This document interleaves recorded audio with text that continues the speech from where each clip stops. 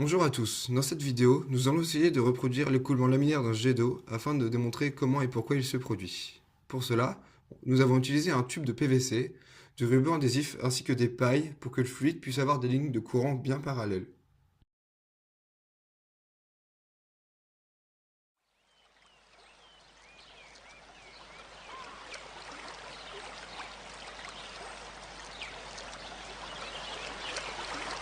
Voici donc l'expérience réalisée. Nous avons mis les pailles dans le tube et nous avons assuré une arrivée d'eau ainsi qu'une sortie d'un diamètre plus petit pour tenter d'avoir un jet assez puissant et droit.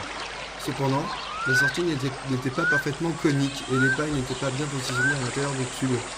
Le jet n'était quant à lui pas parfaitement laminaire. Il en résulte une légère turbulence.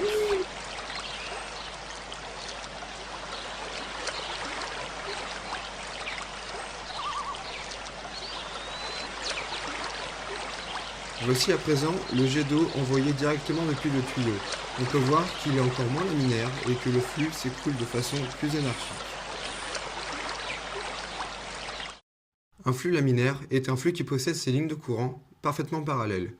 Et souvent, la pointe de son écoulement est de forme arrondie, contrairement à un flux turbulent, dont les lignes de courant s'enchevêtrent et dont il est difficile de calculer les caractéristiques. Ce type d'écoulement se caractérise par le nombre de Reynolds, qui fait intervenir dans son équation la viscosité du fluide, sa masse volumique et sa vitesse, ainsi qu'une longueur caractéristique. Pour nous, ce sera le diamètre du tube.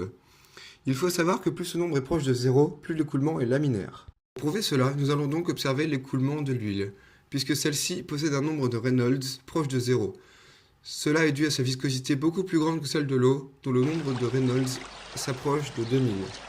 On peut alors voir que le fluide s'écoule sans turbulence et que peu importe les perturbations, l'huile retrouve presque à chaque fois un écoulement laminaire.